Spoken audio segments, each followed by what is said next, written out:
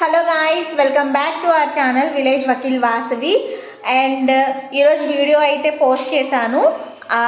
Objections గురించి అయితే video post చేశాను, ఎలా అబ్జెక్షన్స్ రైజ్ చేయాలి. అలానే ఇప్పుడు మీకు ఎన్ని రాంగ్స్ ఉన్నా సరే దానికి గ్రేస్ మార్క్స్ యాడ్ అవుతాయా లేకపోతే కట్ ఆఫ్ తగ్గిస్తారా ఏంటి అనే దాని మీద నేను ఈరోజు వీడియో పోస్ట్ చేస్తున్నాను.